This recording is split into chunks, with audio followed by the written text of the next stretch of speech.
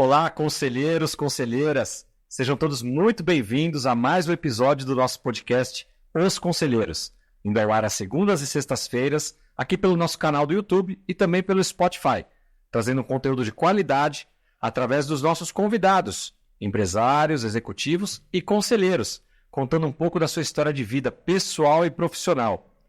Além disso, você também pode conhecer mais sobre os nossos convidados através do nosso livro Os Conselheiros, onde muitos dos board members contam a sua história, a sua trajetória de vida nesse livro de coautoria Os Conselheiros. Já estamos no volume 4, ou seja, mais de 100 pessoas já escreveram a sua história de vida também aqui nesse livro. Falando no livro, hoje comigo um convidado que é um dos coautores do livro Os Conselheiros, meu querido Humberto. Tudo bem, Humberto?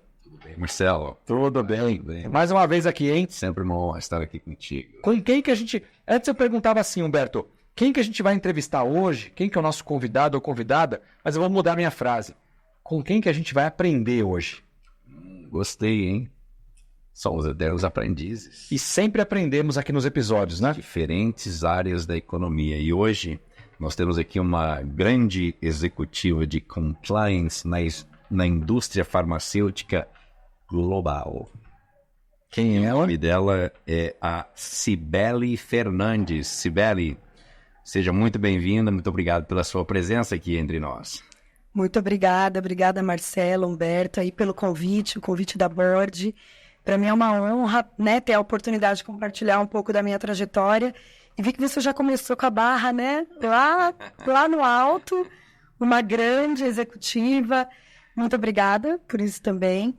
E eu acho que começar a contar a minha história sem trazer um pouco do quão imprevisível ela era, né?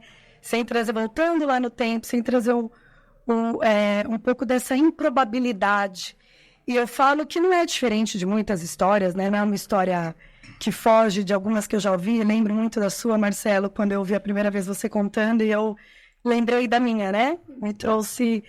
remeteu à minha infância, porque eu sou natural de São Paulo, né, meus pais sempre muito humildes, minha mãe é descendente de ucraniano, imagina, minha avó foi aprender a falar português quando ela era adolescente, já próximo de casar, morou em colônia ucraniana, e eu digo que os ucranianos, eles carregam uma história, né, de dor muito grande, e que isso vai passando de geração em geração, eu sempre percebi muito um pouco dessa dificuldade que eles tiveram.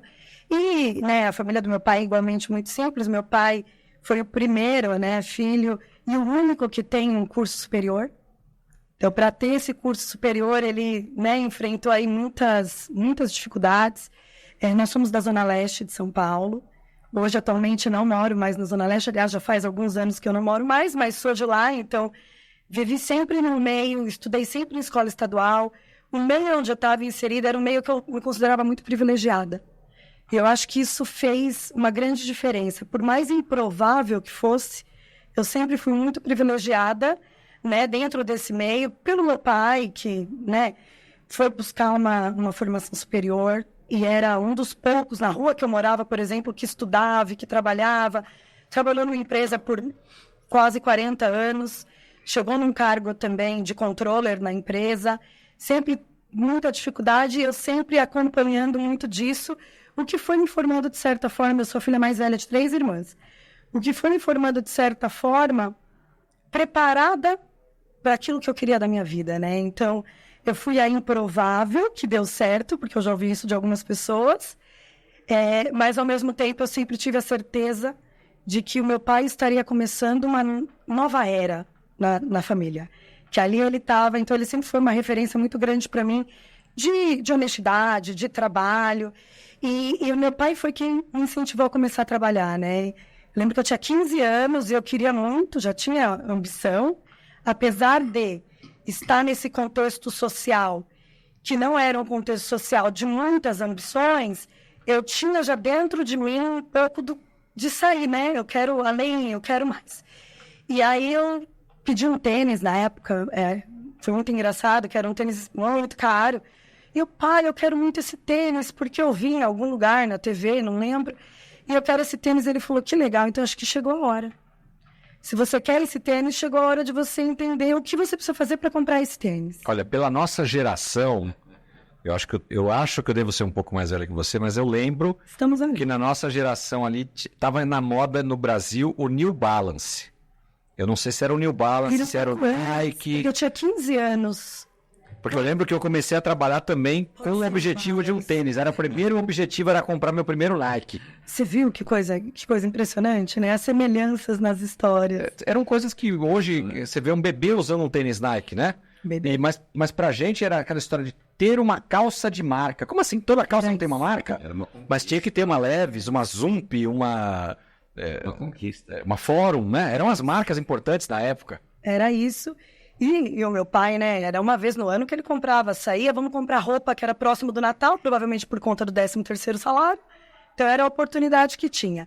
Eu já tinha antes disso, que eu também precisava de um dinheiro, não me lembro para quê, mas eu queria comprar alguma coisa com certeza. E aí ele não me deu e eu decidi, conversando com uma vizinha, ela tinha uma empresa de eventos, eu fui me vestir de Teletubbies, fui na casa de uma criança que tinha acabado de perder a avó. E eu lembro que eu ganhei o equivalente, na época, acho que eram R$50, mais ou menos, para entreter a menina por 2 horas. E aí eu fiquei muito próxima da família, voltei na casa da família, foi uma coisa muito legal. Depois fiz um outro personagem no supermercado, inauguração do supermercado na Páscoa, fui lá de coelhinho. Então eu nunca tive problema nenhum, né, de realmente buscar aquilo que eu queria. Só que nesse momento ele falou, bom, para comprar o tênis agora você vai trabalhar. Meu pai tinha acabado, tinha mais ou menos 1 ano que ele tinha aberto um escritório de contabilidade com um amigo dele, ele é contador. Trabalhava numa empresa, né, na época já há alguns anos, que ele entrou desde na época do office boy. Também já, né, eu falo que a gente vai revelando só as expressões e as profissões que existiam, a gente vai revelando a idade. E ele, em paralelo, abriu esse escritório, porque ele decidiu, ele falou, eu não quero só ficar nas mãos, né, da empresa. Eu quero... A única fonte de mais. Naquela época não tinha nem essa robustez no que ele queria, porque hoje a gente já sabe que a gente tem que distribuir, né? Mas naquela época era, eu não quero só isso. E aí ele trabalhava no Largo São Bento, no centro da cidade, e o escritório que ele abriu era na Praça da Sé. E eu estudava, estava, né, no ensino médio, na época que a gente chamava de colegial. Ele falou, vai ter que ir para o escritório após a escola. Então vai pegar o ônibus, vai para o escritório após a escola... E você vai começar a trabalhar no escritório. E aí todo mundo fala, mas trabalhar com pai você não trabalhou, né? Eu posso dizer que de todas as minhas experiências foi a mais desafiadora. Até por uma questão, né, geracional. Então, ele vem de uma geração e de uma educação extremamente rígida. E essa era a educação que eu tinha dentro de casa. Imagina que eu tinha ela dentro de casa, dentro do trabalho. Porque ele me tratava ali como filha. Então, qualquer coisa que eu tentava trazer de sugestão diferente do que ele pensava, eu sempre tive muito isso. De olhar para as coisas e pensar o que elas podem ser diferentes. Né? O que dá para fazer diferente aqui, onde que poderia ganhar tempo ou ganhar produtividade. E isso sempre para ele, não, quem você pensa que você é, né? Então, foram alguns anos aí, bem, eu diria que desafiadores. Nessa época eu já fazia inglês, né? Então... Eu lembro que meu pai, quando ele começou a ter uma condição melhor, ele passou a minha irmã do meio, que é 1 ano e 8 meses mais nova do que eu, para uma escola particular. Ela devia estar mais ou menos na 5ª série. E a minha irmã mais nova, que tem 8 anos de diferença, já entrou em uma escola particular. Uma escola particular simples, mas era uma escola particular, não era uma escola estadual. Eu fui a única que não tive isso, mas eu pedi inglês com 7 anos de idade. Falei, pai, se você puder fazer alguma coisa, eu gostaria muito de estudar inglês. Então, nessa época, eu já falava inglês fluente, dava aulas pro bono de inglês, né, sem cobrar, e ainda estava com esse projeto de trabalhar no escritório do meu pai. E chegava, né, minha mãe mandava lá a marmitinha pelo meu pai pro escritório, eu chegava da escola direto e ia comer. Falo que hoje eu tenho uma resistência de comer marmita, acho que de tanto tempo que eu vivi isso, né? Mas, e aí eu chegava, era até 8, 9 horas da noite trabalhando, porque meu pai saía da empresa que ele trabalhava para ir para o escritório, para trabalhar mais, para depois, então... O outro sócio ficava em tempo integral no escritório? Não, nenhum dos dois ficava. Os dois trabalhavam na mesma empresa. Ah. Ele era da área contábil financeira e o outro sócio era da área de custos. Então, assim, mas a esposa do outro sócio também era contadora e ficava o tempo todo. Tá. Então, acabou que a empresa meio que ficou ali na família, né? Mas foi muito bom, eu me dei muito bem. Eu comecei a ganhar responsabilidade muito rápido.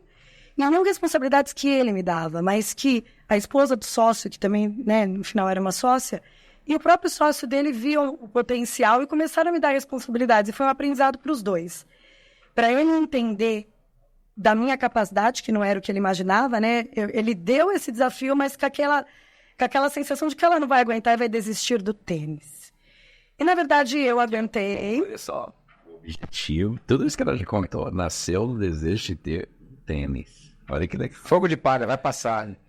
Eu acho que ele pensou isso. Ela não vai aguentar. Em uma semana, e as coisas foram acontecendo. E foi moldando o seu caráter. E foi moldando o meu caráter. Eu vou dizer que eu não comprei aquele tênis.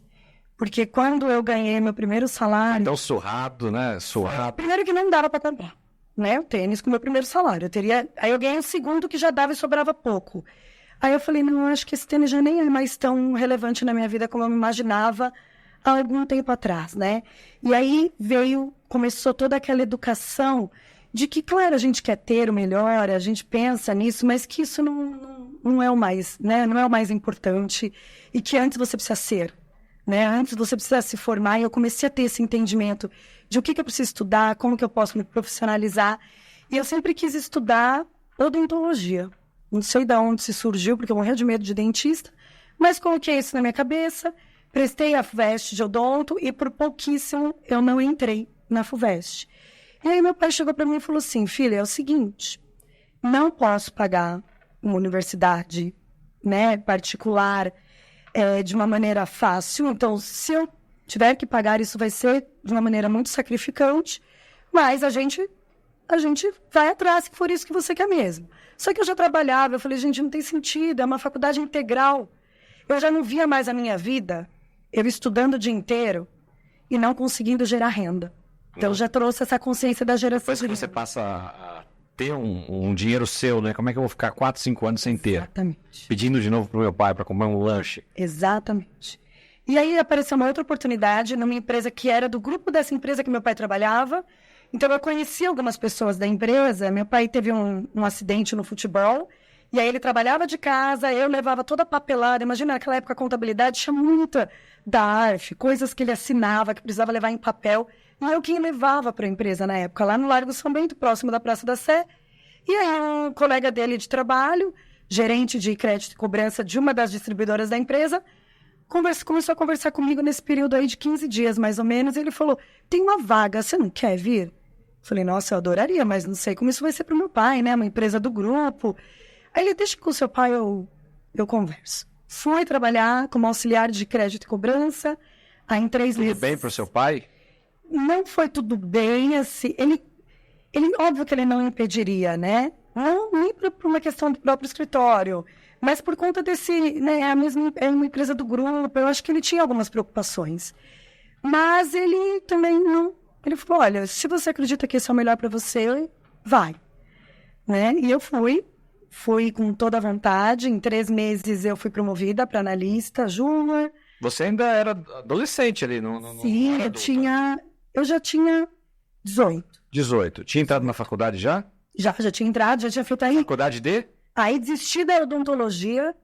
Falei, não vou fazer isso. Comecei tradutora e intérprete, porque eu sempre tive uma paixão pelo inglês muito grande, assim, amava. E comecei tradutora e intérprete, mas eu comecei a perceber que aquilo ali não me faria feliz como um trabalho, né? Que é legal, mas que é o básico. Falar inglês, eu tive esse insight na época. Falar inglês é algo que é para todo mundo, não é para quem é tradutor e intérprete. Então, não vou fazer mais. E aí eu parei, já quase no final do ano, e comecei aquele dilema, né? O que eu faço? Meu pai já começou. E aí eu não pago essas faculdades de propaganda e marketing. Eu queria muito fazer comunicação social, porque eu sempre gostei muito de escrever, né, de falar. E eu falei, quero fazer comunicação social. Essas coisas eu não pago, não tenho que fazer. E não era nem pelo pagar, mas era aquela sensação de que como que eu vou fazer algo que uma pessoa que é uma referência para mim não está me apoiando naquilo, né? E aí fiquei na dúvida. Falei, também contabilidade eu não vou fazer porque você já é contador. Aí, né, aquela coisa de bater pé, cada um batendo o pé do seu lado. Fiz administração, fiz administração, e aí eu estava fazendo faculdade nessa época. Eu nunca fui estagiária, porque quando eu entrei na faculdade eu já trabalhava. Então eu já tinha um cargo de analista sênior, né, no 2º ano de faculdade, mais ou menos. Então, a minha vida já era um ritmo completamente diferente do ritmo das pessoas que fizeram faculdade comigo, né? Que eram pessoas que ainda moravam com os pais, ou então pessoas mais velhas, que já estavam também na carreira mais avançada. E eu estava ali, já trabalhando, né? Seguindo, tocando o barco da vida. E foi muito curioso também, porque eu comecei a crescer na empresa, mas ele sempre falou para mim, ali você vai chegar um determinado ponto e não vai ter muito para você ir, né? Muito por onde ir. Então você precisa procurar alguma coisa diferente. E ele começou a me incentivar, meu pai, a olhar para as Big Fours. Os processos de treino, como ele era controller da empresa, ele recebia os sócios de auditoria. Lógico. E aí ele começou a me incentivar nisso. Só que um trainee ganhava na época 1/3 do que eu já ganhava. Né? Um trainee ganhava na época 1/3 do que eu ganhava. Eu falei, nossa, mas aí eu vou ter que viver com menos. Meus pais, quando eu tinha 18 anos, mudaram para Americana também, porque a área dessa empresa foi transferida para Americana. Eu tentei fazer essa mudança com eles, fiquei poucos meses, não consegui, né? Até por conta já da faculdade. Comecei em Campinas a faculdade, depois transferi, depois de 4 meses para São Paulo. Foi aquela confusão. Não me adaptei e morei sozinha na casa que a gente morava na Zona Leste.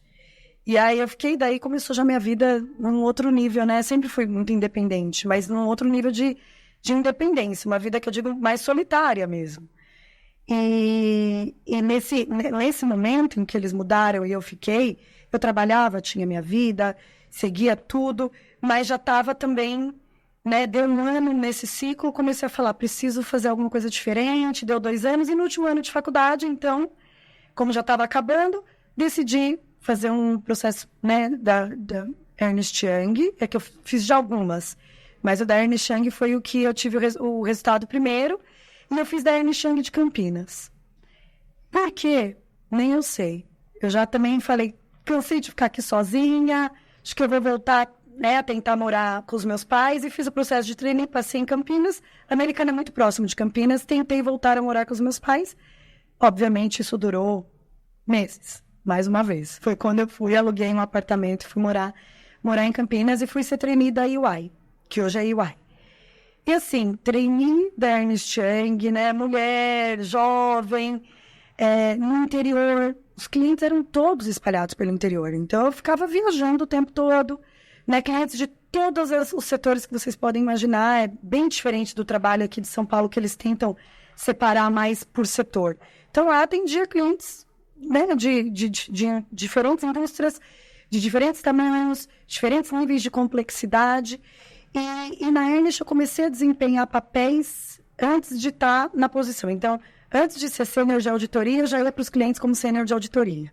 E isso começou a acontecer na minha vida de uma maneira muito sistemática, né? Acontecia e eu aprendi muito, né? A gente aprende muito em Big Four. Eu falo que é uma escola que em 1 ano você, com certeza, ganha de conhecimento que você ganharia numa experiência normal em 5. Mas aquilo começou também a ficar pequeno, eu comecei a fazer... Você está englobando diferentes indústrias, como as casas. Exatamente. Era coisa muito diferente. Eu cheguei a auditar na época que eu fui como sênior com a equipe uma faculdade em Sorocaba. E eu lembro que, gente, quando eu pedi o balanço, não tinha balanço. Né? Eu falei, eu tenho 2 opções, ou a gente decide que não vai auditá-los, ou eu ajudo eles a construir um balanço.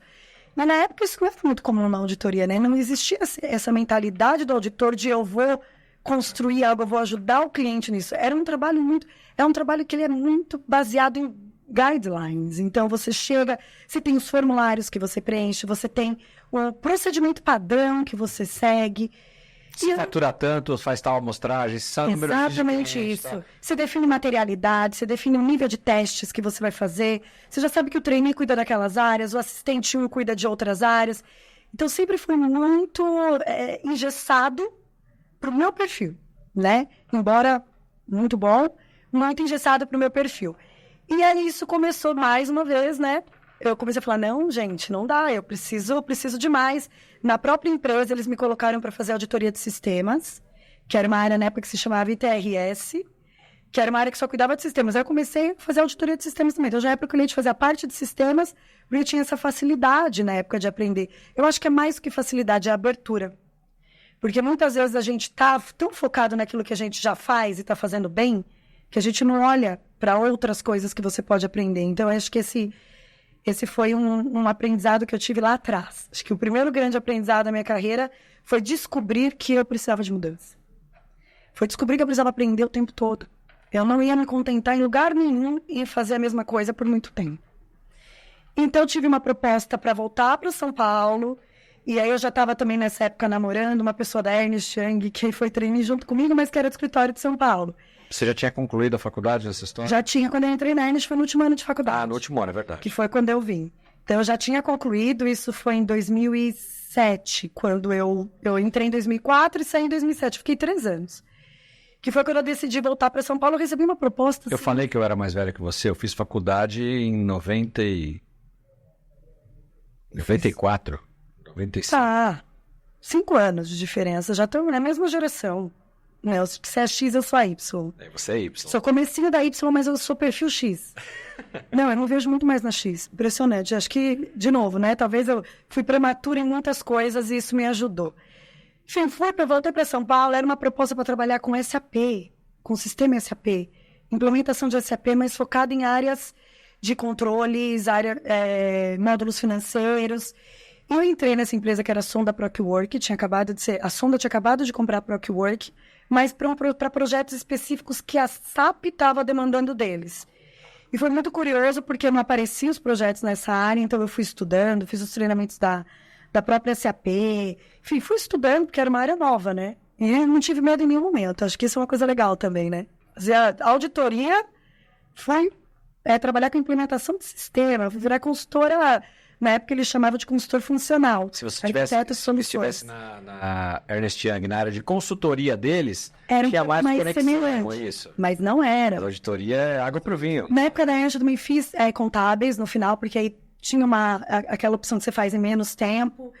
Eu concluí o curso de contábeis. Na época, eu não entreguei TCC, porque eu mudei e aí não quis entregar TCC, por isso que eu ainda não... que eu nunca tive o CRC, porque também minha carreira migrou. Não fazia mais sentido.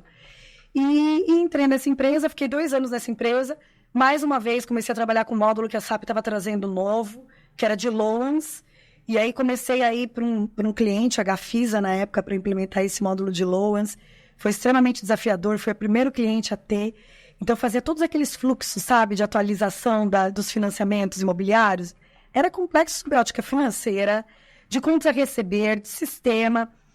Mas foi muito legal, porque eu pude construir. Né? E aí, mais uma vez, eu descobri, eu preciso trabalhar com construção. Preciso construir. Eu já tinha descoberto que precisava mudar, transformar, descobri que eu precisava construir. E me deu uma satisfação muito grande. E em 1 ano também já estava como gestora dos projetos, como consultora de várias outros módulos. Já estava programando em ABAP, aprendi ABAP, né? Já consegui entender, porque o que o consultor funcional fazia? Naquela época, ele escrevia exatamente o que o programador tinha que fazer dentro do sistema, porque o sistema é engessado, né? Ele vem num merge que você precisa customizar para a empresa. Então, por isso que eu gostei tanto desse trabalho, mas veio uma nova oportunidade sem eu procurar, que foi quando eu entrei na indústria farmacêutica, né? Foi na Eli Lilly, a primeira empresa. Eli Lilly é uma empresa americana. Era um cliente ou não? Não era um cliente. Eu tinha passado na frente da Eli Lilly mais ou menos uns 4 meses antes. Falei, nossa, tem uma empresa aqui, porque era próximo da casa da minha ex-sogra. Né? Nessa época eu casei, eu saí de lá em 2007, em 2007 mesmo, eu casei com meu primeiro marido. E era no mesmo bairro. Aí eu passei e falei, nossa, eu queria trabalhar nessa empresa, hein? Farmacêutica, americana, do lado, né, ali no bairro. Falei, queria mesmo trabalhar nessa empresa. E eu trabalhei. Foi a empresa que eu saí para trabalhar. E foi também super inusitado, porque eles estavam procurando na época alguém com experiência em Big Four, mas não somente em Big Four. Não aquelas pessoas que só começam como trainee e minha experiência toda de Big Four. Eles queriam alguém com experiência também em consultoria, em outras áreas. E, na época, a empresa, o Lilly, tinha acabado de passar por algumas sanções do Departamento de Justiça americano, que é o que eles chamam de Corporate Integrity Agreement, que são os CIAs, São acordos em que eles têm que, enfim, implementar compliance, cumprir as leis, né, a lei FCPA, que é a lei de anticorrupção. Muita coisa para acontecer. Ele já tinha começado nesse processo, mas tinha ainda muito aquela percepção de compliance como controlador, polícia, né, aquela top-down dentro da empresa. Então, eles queriam alguém que viesse para trazer uma cara diferente. Eu entrei no Lilly, também eu falava muito pro pessoal, que eu falei, gente, eu tenho medo de andar no estacionamento da empresa, porque a empresa toda tinha uma questão com compliance. Eu entrei como compliance, entrei para trabalhar com compliance. E era uma questão, né, compliance não presta, não quero. Não era bom, era uma reputação extremamente ruim. Eu falei, não vou conseguir trabalhar numa empresa em que a reputação da área onde eu estou é tão danosa. Tenho que fazer alguma coisa para mudar. E aí passou por num espaço muito curto, passou por uma reestruturação dentro da empresa, mudou a diretoria, né, de compliance na época, e com isso foi ótimo, porque eu também cresci, tive mais autonomia, e a primeira mudança que eu pude influenciar foi passar a área de compliance para dentro da onde ficava o negócio. Antes era um corredor que ficava regulatório, legal e compliance. Eu falei, não, vamos passar compliance para o negócio. Porque eu preciso estar perto do negócio, eu preciso entender do negócio. Compliance, não tem como você fazer compliance, e eu fui aprender o que é fazer compliance, né? Porque eu tinha experiência em auditoria, em controles internos, em SOX, né? Eu já tinha feito trabalhos que envolviam FCPA, mas num nível, numa farmacêutica, eu auditei uma farmacêutica na minha vida. Então, não tinha domínio de mercado. E ali eu comecei a traçar uma carreira realmente próxima do negócio.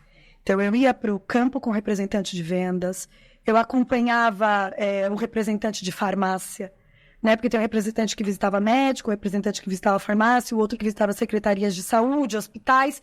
E eu comecei a ir para o campo e a conhecer mais do negócio. E ali a mágica começou a acontecer, né? Sob o ponto de vista de crescimento real dentro dessa indústria e dentro da função.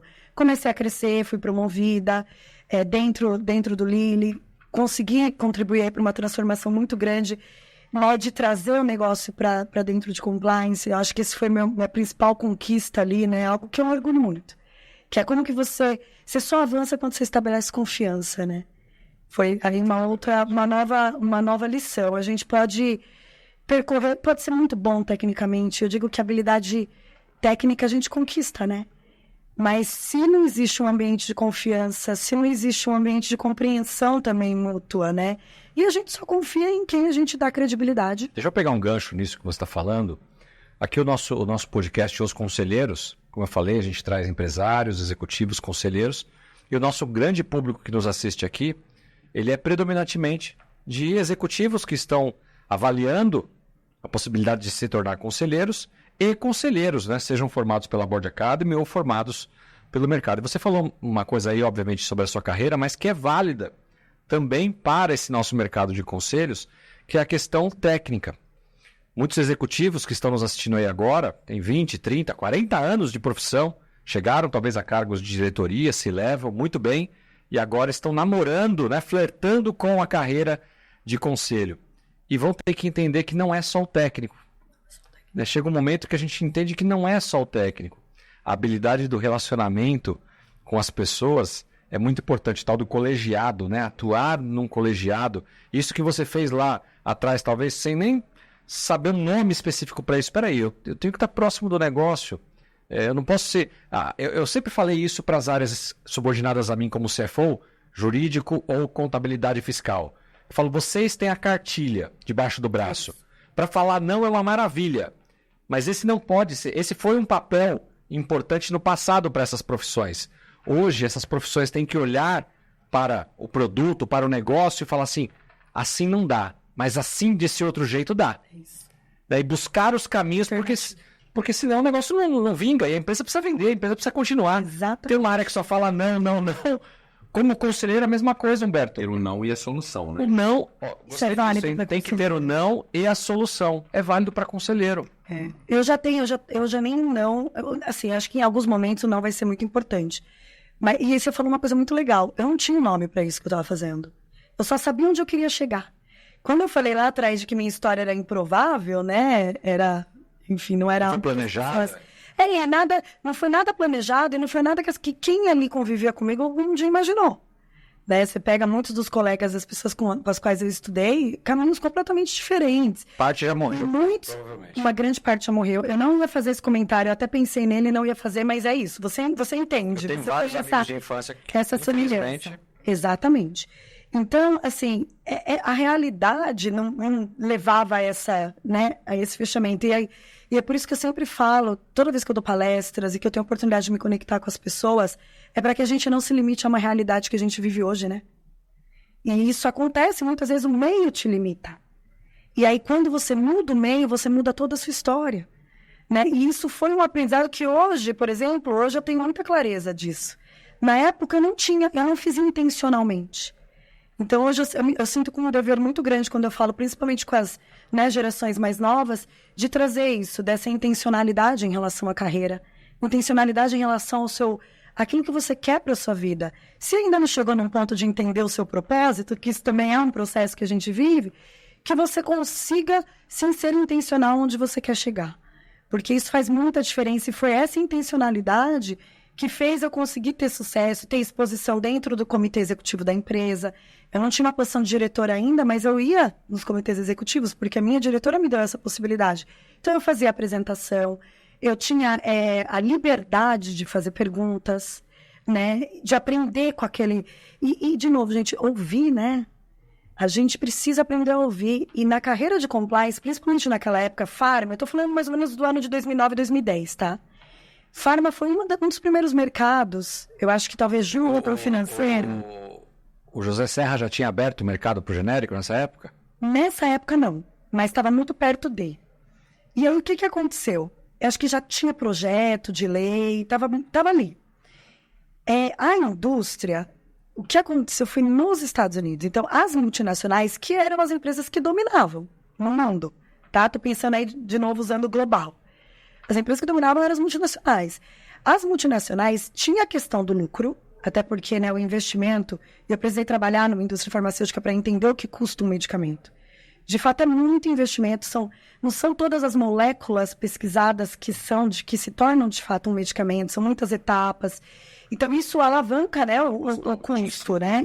A produção dele depois em larga escala talvez não seja tanto, mas a fase de pesquisa prévia... Fase de pesquisa, não é custo de produção especificamente. Fase de pesquisa... E depois tem custo, principalmente de importação, porque o Brasil ainda não está totalmente preparado, principalmente para trazer medicamentos inovadores, para tratamento de doenças mais críticas. Então, tem todo um cenário que o que aconteceu? A indústria começou, à medida que começou a aumentar a concorrência entre as próprias multinacionais, e aí depois, com a chegada dos genéricos, as nacionais, que foram crescendo muito. Hoje no Brasil, as maiores indústrias são as nacionais e não as multi. Então, esse papel já inverteu. Mas ali naquele momento, as empresas estavam tendo ações muito agressivas. Nos Estados Unidos e também em outros países em que elas operavam. Mas claro que começou lá, porque lá teve a primeira...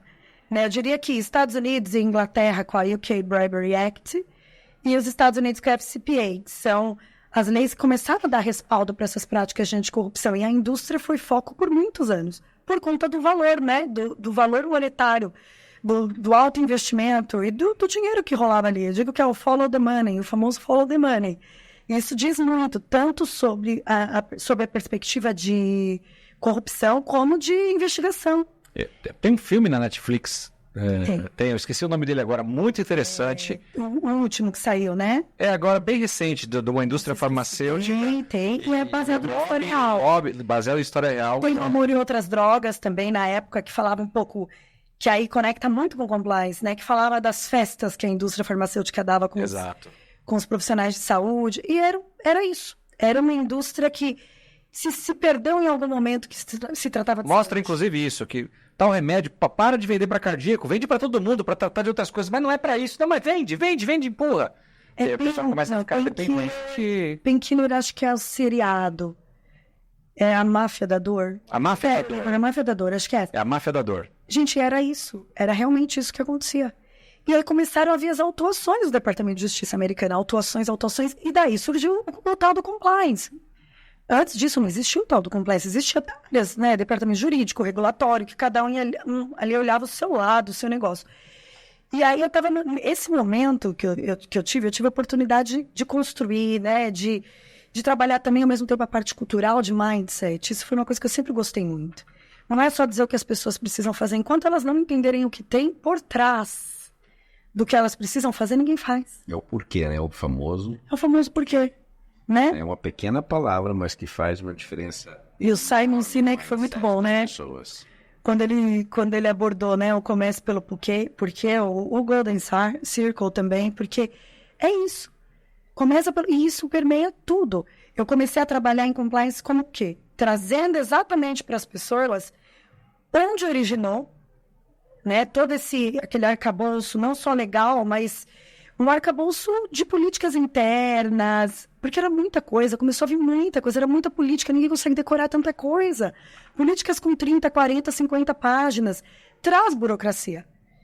Claro que traz burocracia, porque quando a gente precisa sair de um estado de afrouxamento para um estado em que aquilo não pode sequer chegar perto de acontecer novamente, você se torna conservador demais, e para isso começa a implementar muitos controles, que muitas vezes não são nem baseados em risco. Mas são controles que eu preciso para evitar chegar perto da situação que eu vivi. E porque eu tenho um comprometimento, eu assinei. Senão eu vou pagar mais uma multa, né? Vou ter mais prejuízo reputacional, porque depois que tudo isso acontece, os próprios investidores se sentem inseguros. E aí eu comecei a pegar esses ganchos para vender compliance. E comecei a trabalhar isso na cabeça dos times comerciais. Porque eles iam ter que vender isso para os clientes. Né? No começo era muita reclamação. Imagina o médico, e era em papel. Preenchia um questionário que a gente chamava de due diligence, respondendo uma série de coisas. Respondia sobre a família, envolvimento com o governo, era muita coisa. Eles falavam, isso aqui é muita burocracia. Então, até começar a trazer a consciência do que é burocracia versus o que é um processo necessário, né? A burocracia não agrega valor. Um processo necessário, ele existe para facilitar, com certeza para facilitar a vida de alguém. E trabalhando esses conceitos, a empresa foi evoluindo, né? Eu tinha um time muito bom, eu tinha uma diretora que era médica oncologista, ela era oncopediatra, então acho que ter essa diversidade, sair do jurídico, né? Sair do profissional, né, jurídico, sair do profissional regulatório para trabalhar com compliance, trouxe um grande diferencial, né? Um grande diferencial de um olhar para aquilo que acontecia na prática, e não um olhar para aquilo que eu li, para aquilo que eu imagino, ou para aquilo que eu né, para aquela assumption, aquilo que eu presumi, que eu acho que é daquele jeito que acontece. E aí chegou num ponto, de novo, num platô, ali no Lilly, né? E não era um platô de crescimento, eu fui crescendo, mas um platô de entrega. Eu estava já vislumbrando posições nas áreas de negócios, então meu plano de carreira era considerado um talento, meu plano de carreira era para mudar de área. Mas veio a Takeda e falou, quero te trazer para ser a head de compliance. Na época, reportava para o jurídico e ia sair. Então, você vai ser a head de compliance aqui da Takeda. A Takeda tinha acabado de comprar na Icomed. A Icomed era, né, de propriedade de fundos de investimento. Então, compliance, assim, estava longe de passar perto da empresa. E a Takeda comprou. Takeda japonesa, cultura japonesa. Mas, ao mesmo tempo, tinha o headquarter na Suíça. Porque a Icomed, os fundos eram suíços. E precisava implementar do zero. Na hora que veio essa proposta para mim, era um dinheiro melhor, claro, mas isso não me motivou. Naquele momento, a minha maior motivação foi eu falar, poxa, eu aprendi tanto aqui, que chegou a hora de eu aplicar. Né? Imagina, começar do zero, o que você não traz de conhecimento? O que você não traz de aprendizado com os erros? Né? E mais uma chave eu trago aqui, da gente se permitir errar.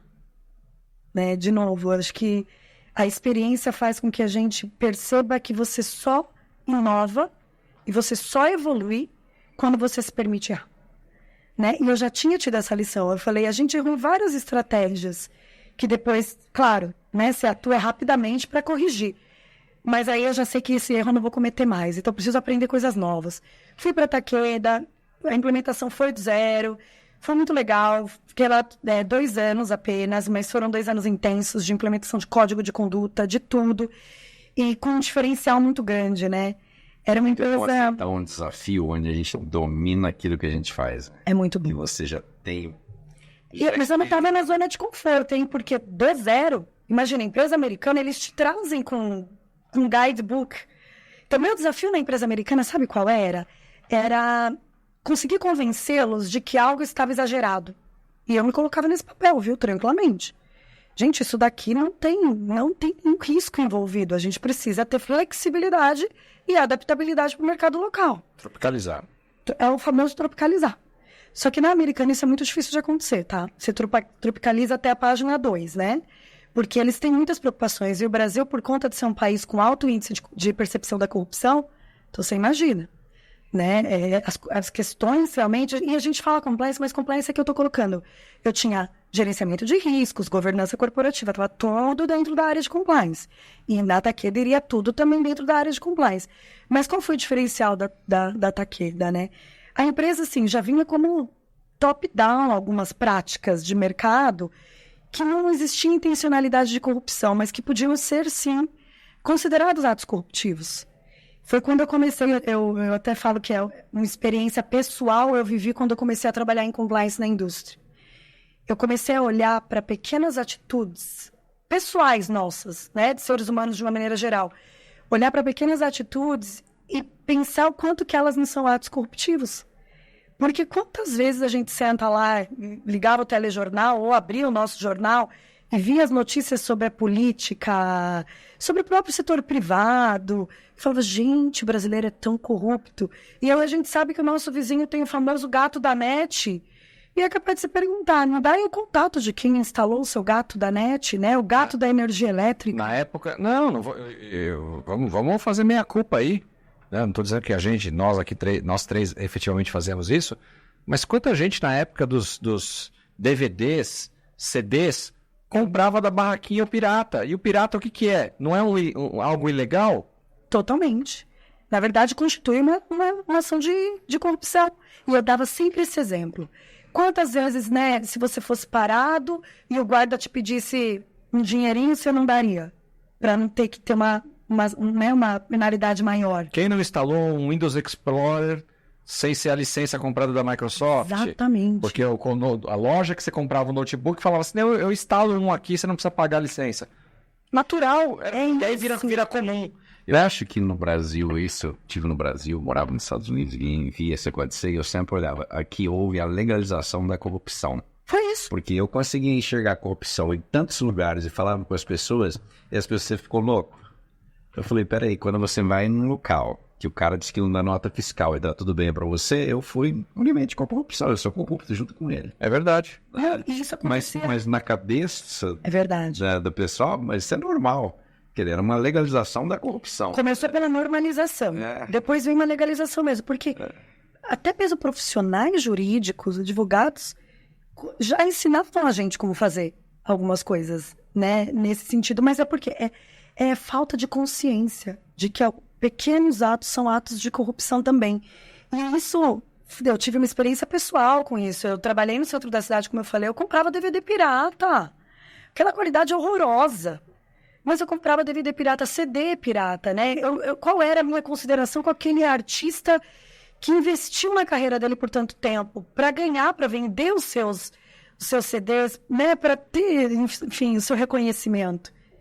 Eu tinha um presidente que ele se reunia, né, com o board da empresa e ele falava assim, neste exato momento tem alguém roubando a nossa empresa. Sim. E aí ele falou assim, como assim, né? Porque a gente pensa nas grandes fraudes, né? Ele falava, não, é alguém que pegou uma caneta e vai levar para casa, é alguém que está imprimindo o trabalho da escola aqui dentro, é aquele que saiu do banheiro, largou a luz acesa e que se dane porque é a empresa que vai pagar. Tudo isso são pequenos delitos, né? E que a gente normalizou. Para colocar um pouco de equilíbrio naquilo que eu falei, uma vez conversando com um empresário, ele disse assim para mim, eu não emito nota, eu sei que é errado, é corrupção, mas eu não quero pagar imposto para um governo corrupto que vai fazer pior do que o que eu estou. A gente sempre tem desculpa. Né? A gente sempre tem desculpa. Essa é a verdade. É uma desculpa, mas é verdade também. É verdade. Então, era uma situação, ele dizia assim, por que vai ficar na mão dele para ele fazer corrupção com o dinheiro? Fique na minha, eu vou fazer o melhor uso que o governo. E eu ouvi o empresário falar isso para mim. É um ponto de equilíbrio assim, muito difícil. A honestidade está dentro da pessoa, mas ele encontra um argumento que explica o porquê que ele está agindo daquela forma. Então, eu digo assim, isso vai terminar o dia que a corrupção... Ela nunca vai terminar, isso é verdade em qualquer lugar do mundo, né? Você não zera. Tem corrupção, Você não nunca vai zerar a corrupção. Mas a partir do momento que houver realmente um equilíbrio na política e traz... Eu tenho uma pergunta para... sociedade. Vou pegar um gancho nisso aí, uma pergunta para a Cibele. Você acha que a gente resolve a corrupção através da punição ou da educação? A corrupção é através da educação. Não tem outra... Eu estou falando de corrupção no sentido amplo, tá?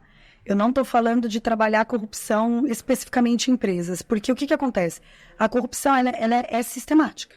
Por isso que quando você olha aquele mapa de percepção, do índice de percepção de corrupção, da International Transparency, que é uma organização sem fins lucrativos que faz esse estudo, né, anualmente, quando você olha, você vê tanta diferença entre os países, mas quando você olha, por exemplo, a América Latina, você vê semelhanças.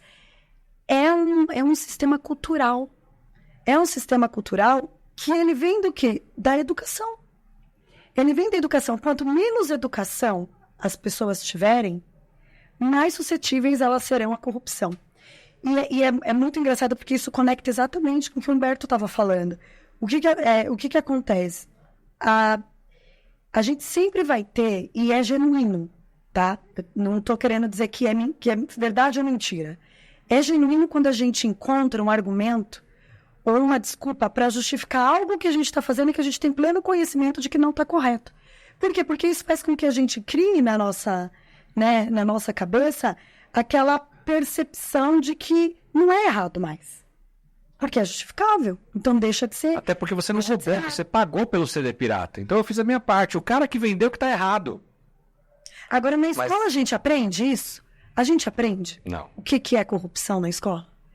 A gente aprende na escola qual é a tratativa. E aí, por isso que um problema puxa o outro. A questão que a gente tem hoje, política, né? E, obviamente, vem o impacto de carga tributária, vem todo o impacto que a política traz. É advindo, é real, e como empresário, qualquer pessoa vai pensar nisso. Eu prefiro empregar esse dinheiro, nem que seja fazendo filantropia, ao invés de dar para um governo que vai colocar no bolso dele. Mas não se elimina. Explica, mas não justifica. Não, você não elimina. Porque à medida que você faz isso, o exemplo que você está dando para várias outras pessoas é de que isso é a melhor forma de tratar com o tema. E isso vai se perdurando e a gente não consegue gerar impacto na sociedade. Então, é um tema muito complexo de se tratar, mas quando você vê Suíça, Dinamarca, países que têm um nível de educação, o foco do governo é na educação, né? Então, eles investem em educação. Você não paga para ter educação, mas você paga altos impostos que vai para onde? Para a educação. Por que é diferente? É diferente. Por isso, a corrupção lá, a percepção é baixíssima. Mas não é zero, nunca é zero. Tem, mas é baixíssima. E nos países que têm índices maiores, você percebe que países em guerra, né, países que não são países democráticos. Então, você começa a perceber, de fato, que esse é o movimento. Tânia, gostaria que você comentasse isso. Eu concordo com você em número, grau e gênero que a educação é em primeiro lugar. Mas eu acho que também ter o peso da punição inibe muito a prática. Mas desde que... não que a punição é o paliativo, né? Vem depois. Exato, eu acho que tem que ter os dois. Nunca tem pode que ter os dois. Tem que ter os dois. Porque senão só tem a educação, mas aí alguém vai e quebra o que a educação ensinou e ele vai e entra para a corrupção. Aí não tem nenhuma forma punitiva, aí vem o segundo, vem o terceiro, vem o quarto, porque a punição inibe o próximo, né, de fazer a mesma coisa. E é isso que acontece em países como os países que você citou, os Estados Unidos também. É certo que se você sair do que foi educado, a punição vai acontecer. Então, isso inibe muito o ser humano, a punição inibe o ser humano de partir para o erro. Uma coisa até interessante que aconteceu, uma facção criminosa aqui do Brasil, numa necessidade de citar, eles montaram um sistema criminoso lá na região Boston. Meu amigo, que esse pessoal fez, mas imediatamente, coisas que aqui no Brasil é normal. A facção criminosa aqui é tratada como uma entidade, né? Como uma empresa, vamos dizer assim. Olha, a polícia, o FBI, caiu em cima, em pouco tempo foi totalmente desmantelado. Estavam fazendo lá o que fazem aqui. Então, assim, nenhum outro grupo saiu daqui para fazer a mesma coisa lá. Porque, não deu certo para tal grupo, nós não podemos continuar. Então, eu acho que esse seria, assim, tem que ter o equilíbrio. Eu concordo. Agora, eu queria só pegar um gancho para voltar para sua carreira. Dado esse cenário, essa dificuldade que começa na nossa educação, passa não só por Brasil, mas como você falou, América Latina, né? A corrupção de forma geral. Como é o desafio de pegar uma empresa, então, e implementar algo que a gente não tem na nossa educação do zero e fazer todo mundo seguir? Conta pra gente como é que foi. Se só tem, pra mim, eu falo que a gente, em algumas situações, você não tem caminhos diferentes, você não tem muitas opções de caminhos. Você precisa ser muito assertivo, né? Porque se você não implementa de uma maneira efetiva, aí você passa por tudo aquilo que eu já tinha passado em outra empresa, de ter que transformar, fazer toda aquela parte de cultura, mas de cultura já, de pessoas que já têm um viés cário, né? Você já tem um viés ruim, aí você tem que mudar aquela percepção. Então eu tinha que ser bastante assertiva nisso e fazer com que as pessoas fossem parte disso, não comunicá-las sobre algo. Então não é que eu cheguei aqui para trazer para vocês como vai funcionar as operações e transações de negócio daqui para frente sob a ótica de compliance, não. Eu cheguei aqui para ajudá-los a conseguir ter sucesso nos negócios de uma maneira correta, né? Priorizando a integridade, priorizando a reputação e criando uma vantagem competitiva que vai ser reconhecida no curto prazo de tempo. Então, mudar um pouco esse discurso e trazer atribuição para as pessoas, né? O storytelling de como se apresenta qualquer ideia é fundamental, né? Muda tudo. E a responsabilidade que você dá para o outro de não ser mero espectador. Né? De não ser mero espectador. Quando nós somos mero espectadores, a gente levanta, vai buscar uma água, vai pegar uma pipoca. Quando eu tenho uma responsabilidade para aquilo que está acontecendo, eu presto atenção. Presto atenção, porque aí eu preciso entregar.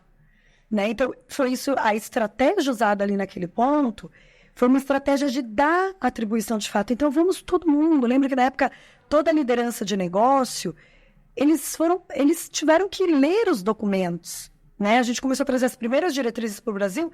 Eles precisaram, de fato... Então, você vai ficar responsável pela diretriz A. Você pela diretriz B. Eu quero que você revisa, ver o que isso aqui tem de impacto versus o que a gente faz de negócio hoje.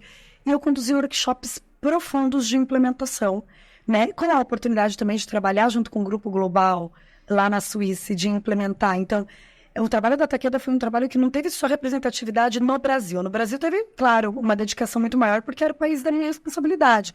Mas pode influenciar outras pessoas por conta da experiência que eu já tinha. E ainda era algo muito novo. Então, quem estava trabalhando em compliance na empresa naquela época, não necessariamente já tinha passado por essa experiência.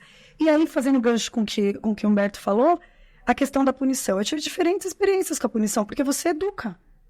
Só que você tem diferentes perfis, né? Tem aquela pessoa que sempre fez daquele jeito e não vai fazer diferente porque não quer fazer diferente. Ela não se adapta a um novo modelo. E aí você precisa, de fato, tratar aquela situação. Tem aquela que sempre fez de um jeito e não consegue fazer do outro. Ela não conseguiu ainda desenvolver a habilidade de se reinventar para uma forma diferente de fazer algo. Essa você tenta educar mais um pouco, né? Essa você pega na mão e tenta educar. E tem aquele que rapidamente entendeu, mas acho que falou, eu quero vejo vantagem e quero estar aqui. E aí, de novo, a gente vem para uma questão do ser humano, né? O ser humano precisa ver vantagem em tudo. Ele só entra e mergulha de cabeça naquilo que ele vê uma vantagem para si próprio. Tá? Então, isso eu acho que é um mecanismo natural, né, que nós temos. Então, começar a criar esse tipo de situação, mas muitas pessoas na época foram demitidas, foi um processo bastante difícil de penalidade, de punição mesmo.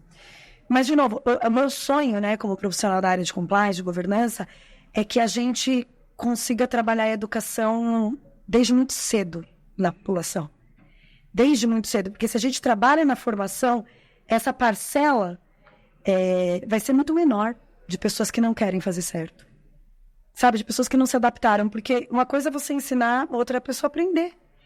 E isso vai diminuindo com o tempo. Então, as gerações futuras, né? E aí a gente pensa muito, e falando de ESG também, que é um tema que eu tenho falado muito nas palestras, a gente pensa muito nas gerações futuras em todos os aspectos. E o aspecto da governança, que aí eu acho que é onde entra muito do compliance, é um aspecto muito importante em adição ao social e ao ambiental, porque é a formação das pessoas que vão liderar o mundo no dia de amanhã.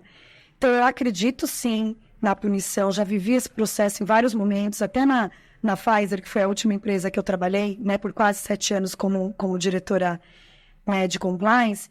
A gente teve um período que estava trabalhando ali a transformação cultural e aí começou a perceber que algumas áreas, algumas pessoas estavam tendo muita dificuldade, né? E aí a gente precisou atuar, precisou ver reincidência, né? Criamos uma política de ação disciplinar, um comitê disciplinar para que a gente pudesse, de fato... E isso mudou, tá? Eu digo que quem não mudou pelo amor, mudou pela dor. De fato, alguns não mudaram nem pela dor. E também deixaram de fazer parte daquela realidade que a empresa estava incorporando. Mas eu volto de novo para algo que para mim é crucial. É o exemplo, né? Pegando um gancho no que você estava dizendo, isso é vital. Porque a palavra compliance, que é em inglês, ela significa fazer cumprir, ou... Conformidade, né? Você tem que fazer a coisa entrar dentro da maneira que precisa. A pergunta é... Existem muitas empresas que têm essa dificuldade, né, de cumprir a coisa realmente ser como que é, e é algo que exige uma diligência constante. Tem que ter diligência para que aquilo é repetitivo, tem que acontecer sempre, as pessoas têm que estar observando, né, sempre. Não é eu fiz hoje, amanhã não faço. É hoje, amanhã, depois, mês que vem, o ano que vem, e sempre. Na educação desses novos profissionais que você estava dizendo, o que você acha que é o ponto-chave crucial para que essa geração entenda a importância dessa diligência com o compliance, com o fazer cumprir? O que tem que estar no mindset deles? E juntando com isso, que aí você já responde de uma vez, a gente está caminhando já para quase o final da nossa entrevista. Você entende que o profissional, não o profissional do futuro, como muitas palestras, enfim, posts aí nas redes sociais falam, mas o profissional do dia de hoje, para que ele tenha empregabilidade, ele deve entender de compliance e respeitar a compliance, a governança da empresa? Eu falo muito isso também, toda oportunidade de treinamento, palestra, o que eu digo é que compliance não é sobre uma área. Compliance é sobre todos nós. Aqui é literalmente uma andorinha só não faz verão, né? Não adianta, a gente tem que ter a frequência, a intensidade, a gente tem que ter o exemplo, que é o walk the talk, que por muitos anos a gente sofreu com isso, né? Se falar e não se viver o que era falado. Por isso que eu falo, né? E aí fazendo... Eu falo, não faço. Exatamente. Então, o exemplo da liderança é muito importante. Para mim é crucial começar da liderança. Mas quando a gente pensa em cultura, a cultura é impactada pela liderança, mas a cultura, ela só é espalhada, né? Eu ia falar a palavra em inglês, mas lembrei em português. Ela é espalhada na organização de baixo. Então, não adianta nada eu ter aqui, né, a liderança muito solidificada se para baixo não está. E para cascatear para baixo, precisa desse exemplo e precisa dessa educação contínua. Por isso que, assim, meu sonho era que a gente conseguisse trabalhar isso nas escolas, que a gente conseguisse trazer matérias de integridade conectada à inovação. Matérias de o que é corrupção, matérias de corrupção, mas de uma maneira simples. Eu não sei se você teve, mas eu tive uma matéria chamada Educação Moral e Cívica. Eu não tive. Eu tive, e é um... Que era um princípio disso. Isso foi tirado do nosso estudo. Educação Moral e Cívica, Educação para o trabalho. A gente falou disso ontem aqui. Era uma formação que nós tínhamos, que hoje é uma lástima isso ter sido tirado. É isso. Então, começa ali. Mas dentro das organizações, o que a gente pode fazer? A gente pode chamar... né? A gente pode trabalhar nesse público de base trazendo valor. E o valor a gente só mostra quando a gente mostra o impacto na sociedade, quando a gente inclui essas pessoas na sociedade. Né? Eu falo, e na indústria isso é muito fácil de ser conectado, porque o impacto para a sociedade é o impacto para o paciente. E quem é paciente? Nós todos ou fomos, ou somos, ou seremos. Nós somos os pacientes. E aí você consegue trazer isso para a vida real. Né? Quando isso pode impactar um tratamento, quando isso pode impactar um mês a mais de vida de um ente querido, né? Quando isso pode impactar você, né, em uso de uma substância que você não necessitava, ou de uma prótese que você também não precisava. Enfim, tendo custo, abrindo mão de coisas conquistadas, porque você precisa dar prioridade para a sua saúde. Encarece o custo hospitalar, convênio médico. Entender que os recursos, eles são finitos e não infinitos. Então, trazer esse conhecimento para esse público de base é muito importante, porque hoje ele pode não ver o benefício disso, necessariamente naquilo que ele está fazendo ali no job description dele, né, na função específica. Mas isso tem um impacto enorme na sociedade, vai ter para ele, se não agora, logo mais à frente, se não logo mais à frente, para os filhos, para os netos. Então, a gente tem que, eu falo que trazer de maneira simples e realista esses temas faz muita diferença. Eu conecto isso, né, com o papel do conselheiro, e eu comecei a trabalhar na minha cabeça a ideia de me tornar conselheira, porque dentro dos próprios comitês executivos das empresas, eu, com a minha função de compliance, eu sempre fui conselheira, na verdade, né? Sempre fui conselheira, porque a decisão é do presidente. A decisão, muitas vezes, é do negócio. Eu não estou lá para falar não, né? Eu não estou lá para falar não. Eu estou lá para deixar eles, para recomendar, aconselhar para que eles tomem as melhores decisões. Então, eu não precisei falar não na minha carreira muitas vezes não, tá? Eu sempre fiz as perguntas, né, sábias, para que as pessoas conseguissem desenvolver as suas respostas, né? E dentro desse ambiente, eu comecei a me identificar demais com o trabalho, com a profissão do conselheiro, que é olhar para o negócio, não olhar para a sua área. A minha área, o compliance, ele é uma área que está completamente linkado ao negócio. Se não tiver negócio, não tem compliance. Então, para onde eu tenho que olhar? Eu tenho que olhar para o negócio. Eu tenho que entender a estratégia. Eu tenho que entender se a estratégia faz sentido para esse momento que a gente vive no mundo, no país, na política. Porque tudo impacta, né? E começar a conectar. E eu acho que trabalhar com compliance te traz o privilégio de poder transitar em absolutamente todas as áreas de uma empresa. Todas, né? Você está lado a lado com o financeiro, porque tem vários aspectos. Você está lado a lado com o regulatório, com o jurídico, com o negócio, então, eu digo Recursos humanos. Recursos humanos. Então, eu sou realmente aquela pessoa, e acho que dentro de um escopo de conselheiro não seria diferente de mergulhar no negócio, de se precisar ir até onde a empresa está, né? Entender das pessoas, esvaziar o meu vaso, né? Eu digo que a gente, com o tempo na carreira, a gente vai ficando vaso cheio. E vaso cheio não entra mais nada. Então, esvazia aí esse vaso. Eu falo isso muito para os executivos também. Esvazia o vaso, cria conexão, né? Se lembra que ninguém faz nada sozinho. A gente precisa de pessoas, é tudo sobre pessoas. Então, por isso que o comportamento, ele vai cada dia mais ganhando espaço, né?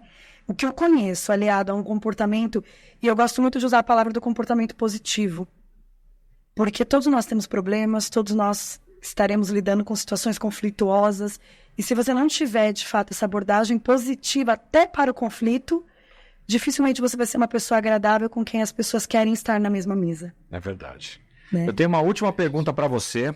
Já passamos de 1 hora de conversa aqui. Falo demais, eu falei que eu falo demais. Mas a pergunta é a seguinte: se você está assumindo uma cadeira de conselho agora, como você aborda a diretoria, o CEO, o dono daquela empresa no tema de compliance? Como o compliance vai entrar na agenda do conselheiro que está chegando numa empresa agora?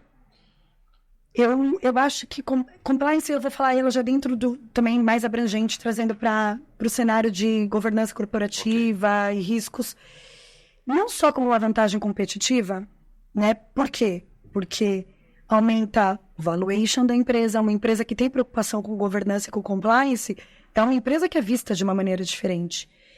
Mas também, além desse aspecto de diferencial competitivo, como uma empresa estruturada.